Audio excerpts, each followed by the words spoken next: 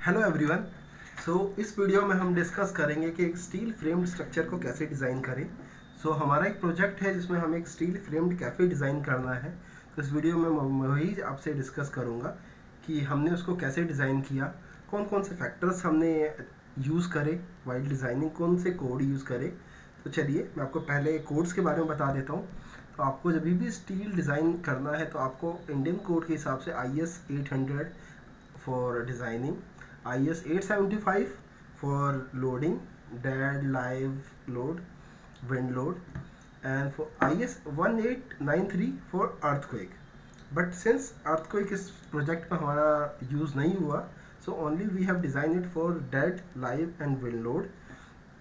Second parameter की आपको STAAD modelling आनी चाहिए। हम आपको ओवरऑल समझाएंगे कि हमने कैसे स्टैड में डिज़ाइन किया, लोड कैसे अप्लाई किया, लोड कॉम्बिनेशंस हमने कैसे बनाए।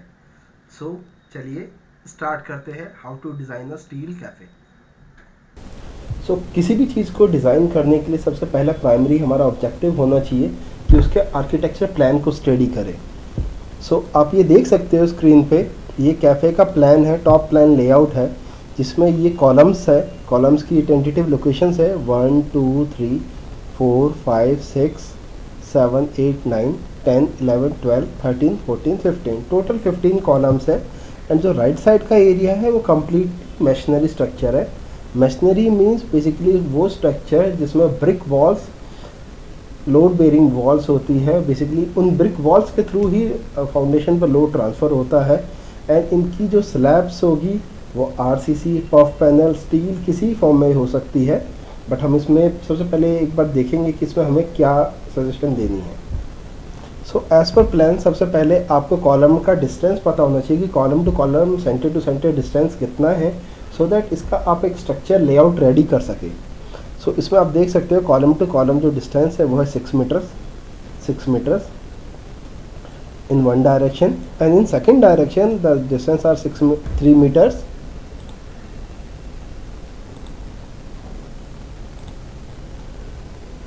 (2.85 meters),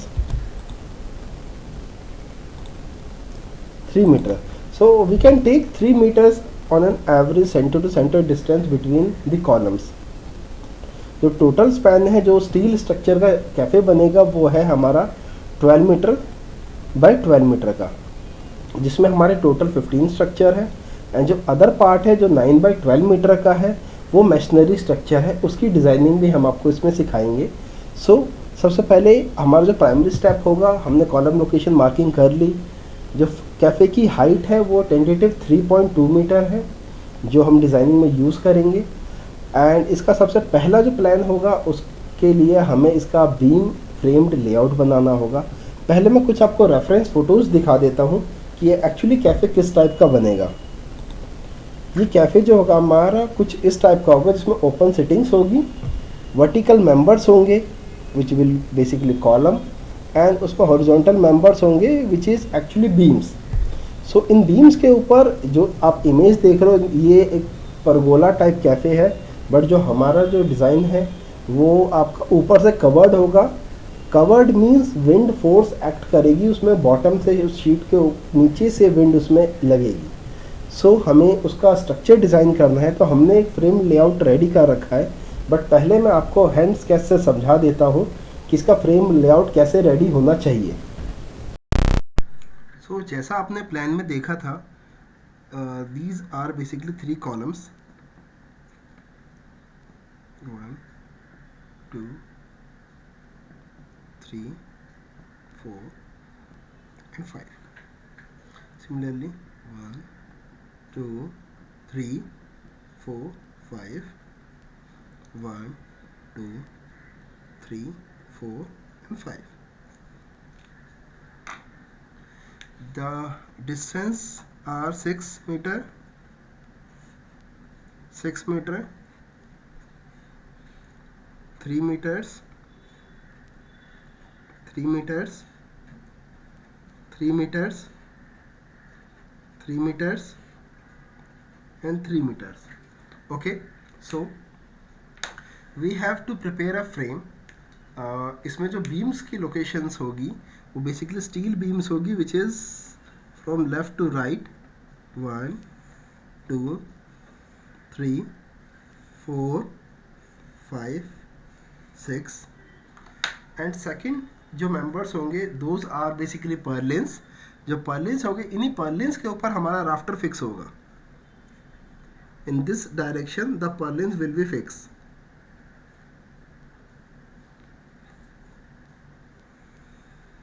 2 3 4 5 6 7 and 8. So these are our purlins and these are our beams and these are our columns. All members are steel members. Okay, so as per this plan we have to prepare our STAAD profile. As per the structure layout हमने कुछ AutoCAD files prepare की है showing these are the columns and these are basically tentative sizes which we are taking. We are taking a steel tube of 100 and 4 mm thickness. The distance are same and the beam layout are this. We are taking a tube of 104 mm as a rafter and tube of 150 and 4 mm thickness as a purlins. So for analysis purpose. Now let's start STAAD analysis as per this plan. हमने ये STAAD profile prepare की है based on the drawings provided. इसमें हम एक बार check कर लेते हैं कॉलम्स की स्पेसिंग्स कितनी है। 5.88 5.88 2.94 2.94 2.94 basically we have taken the size inner to inner, but actual में जो होता है अगर आप सेंटर टू सेंटर लोगे डिस्टेंस वो ज़्यादा बेटर होगा, ज़्यादा एक्यूरेट रिजल्ट आएगा। Even for this 50 and 100 mm के वेरिएशंस इतना कोई फ़र्क पड़ता नहीं है। सो एक बार हमारी STAAD फाइल प्रिपेयर्ड हो चुकी है, इसको कैसे प्रिपेयर करते हैं वो हम किसी और ट्यूटोरियल में आपको बता देंगे। जो हमारा प्राइमरी ऑब्जेक्टिव है कि हमने इसमें विंड लोड कैलकुलेशन या सेल्फ वेट कैलकुलेशन कैसे की, तो वो हम डिस्कस करते हैं पहले। सबसे पहले हमने इसमें ट्यूब असाइन कर दिया जो हमारी ट्यूब प्रॉपर्टीज़ थी which is basically 100 and 4 mm thickness for columns and similarly 100 4 mm thickness for rafter. But in rafter हमने एक्चुअली क्या है स्ट्रक्चर फेल हो रहा था तो हमने एक ट्यूब के नीचे दूसरा ट्यूब वेल्ड किया है जिसकी वजह से इसकी ओवरऑल डेप्थ 200 दिखा रहा है, विड्थ 100 mm एंड जो थिकनेस इज स्टिल 4 mm. सो इसके लोड पैटर्न पे एक बार हम डिस्कस कर लेते हैं।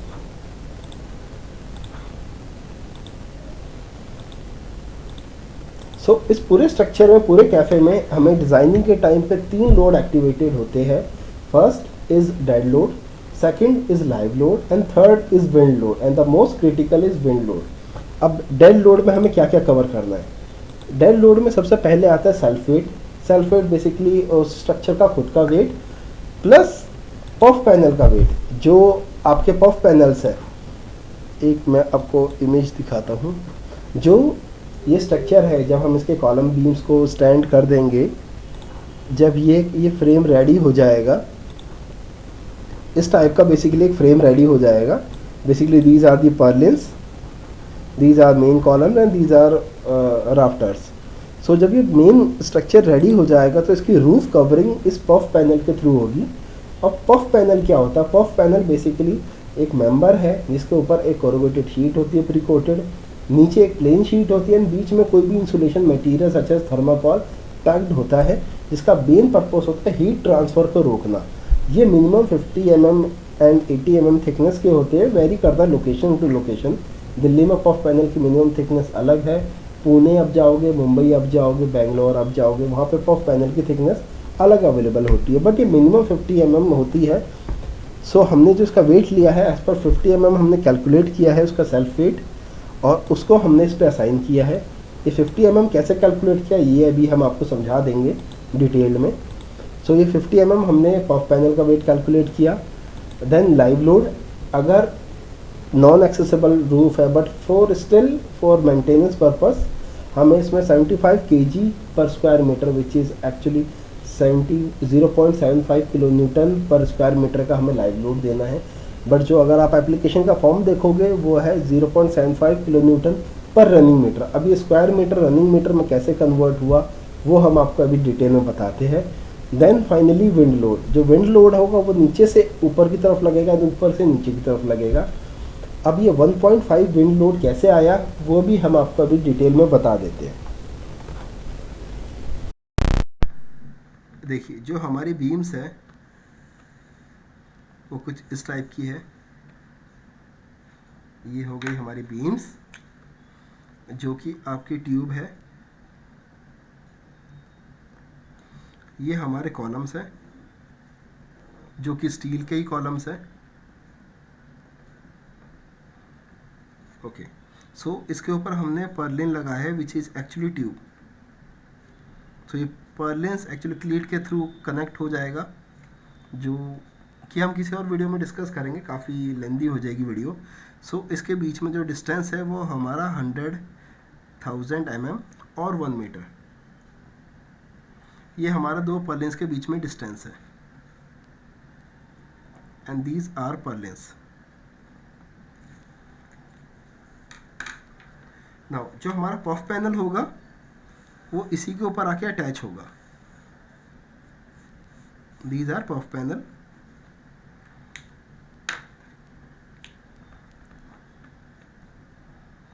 पफ पैनल्स जिसका वेट है 6 kg per square metre. Okay, सो अगर हम टॉप व्यू देखेंगे तो ये हमारी हो जाती है beams.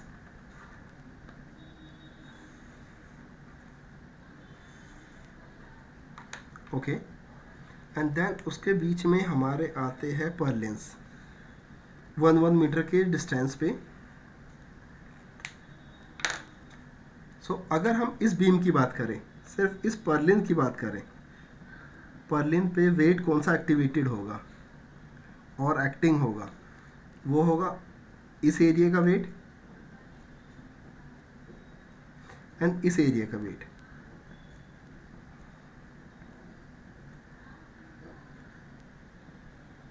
Span by 2, span by 2। जो हमारा स्पैन है वो 1 मीटर का है, इधर 1 मीटर का है। सो इस पे जो एक्टिवेटेड होगा वो होगा 0.5 which is span by 2 and 0.5 metre which is span by 2। So total जो होगा 0.5 plus 0.5 is equal to 1 metre activated होगा। लोड एरिया जो होगा वो होगा 1 स्क्वायर मीटर पर मीटर। मतलब रनिंग मीटर के हिसाब से ये वेट हम इस पे अप्लाई करेंगे इस वाली पर्लिन पे, जो ऑटोमेटिकली ट्रांसफ़र कर देगा इन बीम्स पे बाय पॉइंट लोड। जो स्टैट की सेल्फ प्रॉपर्टी है उसके लिए आपको कोई मेंबर असाइन या कोई प्रॉपर्टी असाइन करने की ज़रूरत नहीं है। हमने इस पर्लिन पे एक बार जब अपना लोड लगा दिया वो ऑटोमेटिकली इसके ऊपर ट्रांसफ़र कर देगा इन मेन बीम्स के ऊपर। सो जिस तरीके से हमने पर्लिन का वेट निकाला 6 kg पर रनिंग मीटर, अब हम निकालेंगे total wind pressure. The first is जो हमारा डिस्टेंस है between two purlins is 1 metre, जो कि क्लियर है। विंड स्पीड हमने दी 50 मीटर पर सेकेंड।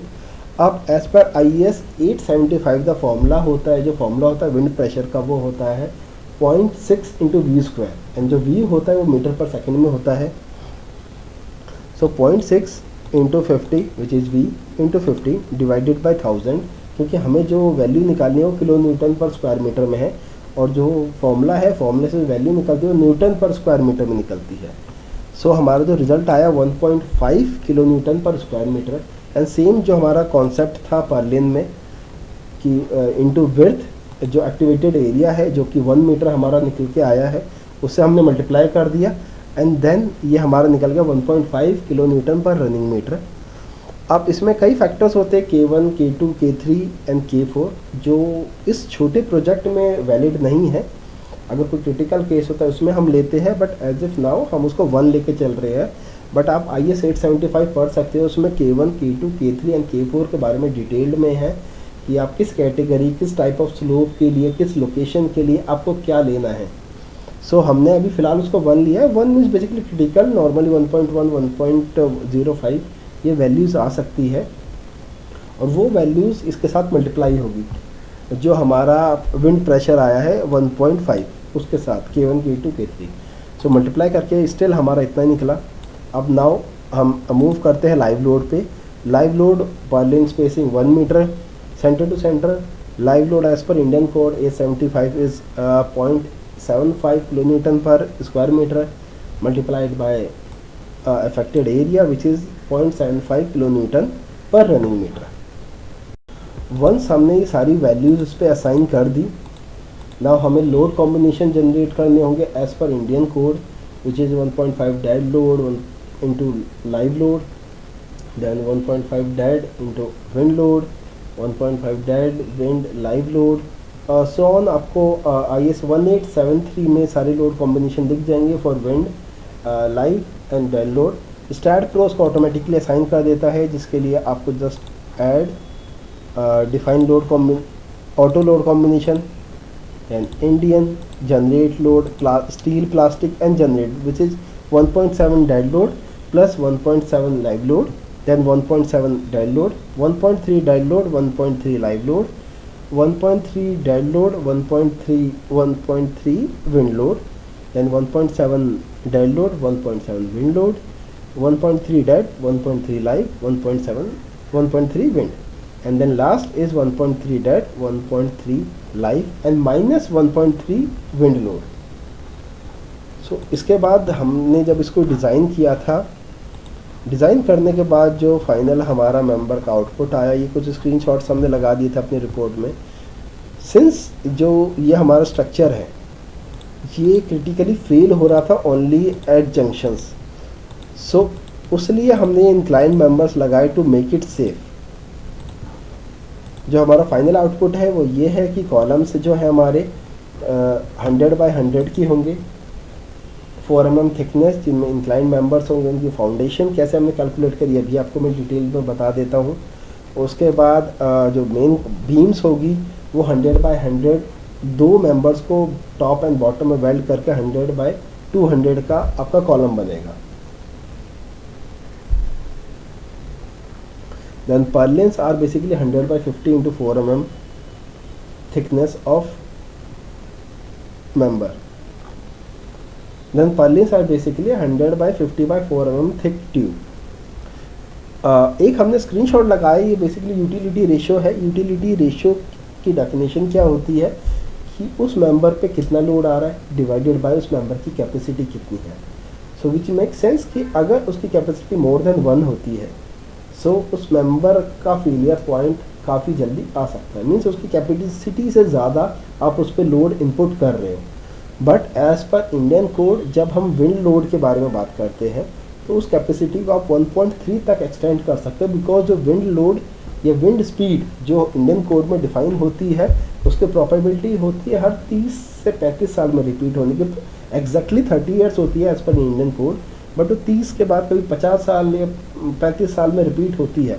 तो किसी मेंबर को ऐसे टेम्परेरी टाइप ऑफ स्ट्रक्चर को उतना कंजर्वेटिव बनाना नहीं चाहिए हमें, इसलिए हम 1.3 इसमें यूटिलिटी रेशियो लेके चल रहे हैं। देन उसके बाद हमने रिएक्शंस निकाले कि हाँ हर एक बेस प्लेट पे रिएक्शंस कितने आ रहे हैं ताकि हम इसको डिज़ाइन कर सके। डिज़ाइनिंग के लिए सब कंसल्टेंटों की अपनी अपनी शीट्स होती है, हमारी कुछ शीट्स है। इसको हम किसी और वीडियो में डिटेल्ड में स्टडी आपको बता देंगे कि डिज़ाइनिंग ऑफ बेस प्लेट कैसे होती है। फिलहाल हम फाउंडेशन पे जाते हैं। फाउंडेशन के लिए भी हमने एक शीट बना रखी है जिसमें हमें नॉर्मली उसका वर्टिकल रिएक्शन, उसके मोमेंट्स इनपुट करने होते हैं एंड उस बेसिस पे हमारा पूरा रेडी हो जाता है कि कितने बाय कितने का फाउंडेशन सूटेबल है। We have to check something. मैं आपको कुछ चीज़ें क्रिटिकल बता देता हूँ। जब भी आप फाउंडेशन डिज़ाइन करो अब दो चीज़ें ज़रूर चेक कीजिए। First is uplift pressure, second वो punching 1 way shear 2 way shear and one way shear, two way shear and punching में वो पास हो रहा ही नहीं है, मीन्स जो आप उसकी थिकनेस दे रहे हो वो सफिशिएंट है या नहीं है। इवन समटाइम्स ऐसा भी होता है कि उसकी थिकनेस काफ़ी मिनिमम आती है, but as per code provision और प्रैक्टिकल प्रॉब्लम्स के पॉइंट ऑफ व्यू से हमें उसकी थिकनेस इंक्रीज करनी होती है।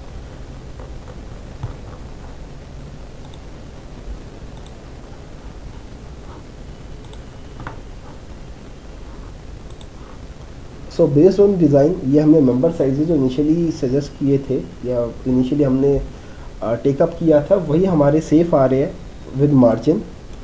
And this is basically actual elevation of the cafe, जिसमें एक ही कॉलम होगा हमारा, कॉलम से वर्टिकल मेंबर्स निकले होंगे, उसके ऊपर एक मेन बीम होगी, बेसिकली मेन बीम आप कह लीजिए उसको या राफ्टर कह लीजिए, क्योंकि पोर्टल फ्रेम टाइप स्ट्रक्चर है जो एक के ऊपर एक वेल्ड होगी, मीन्स एक ट्यूब नीचे एक ट्यूब उसके ऊपर वेल्ड होगा टोटल वेट डिफाइन करने के लिए। ये लिखा हुआ है राफ्टर 2 ट्यूब 100 4 mm, देन उसके ऊपर पर्लिन एंड देन उसके ऊपर पफ पैनल जो फिक्स होंगे। ये कुछ हमारे डिज़ाइनिंग फॉर्मेट्स है कि हम उस चीज़ को कैसे शो करते हैं, 4 एंकर जे बोल्ट्स कैसे कैलकुलेट हुए, वो अगर हम इस वीडियो में करेंगे काफ़ी लेंदी हो जाएगा।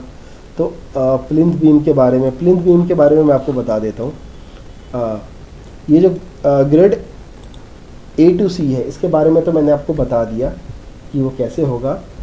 अब जो पॉइंट है वो ये है कि इस मैशनरी स्ट्रक्चर को हमने कैसे डिज़ाइन किया, वो हम चीज़ कवर करेंगे किसी और वीडियो में डिटेल्ड में कि इस मैशनरी स्ट्रक्चर को कैसे कवर किया। वॉल के thickness sufficient, even for ground floor 9 inches wall are sufficient, but still अगर आपको कैलकुलेशन चाहिए कि इसको हमने कैसे कैलकुलेट किया तो हम आपको कैलकुलेशन भी प्रोवाइड कर सकते हैं कि इसको हमने कैसे कैलकुलेट किया।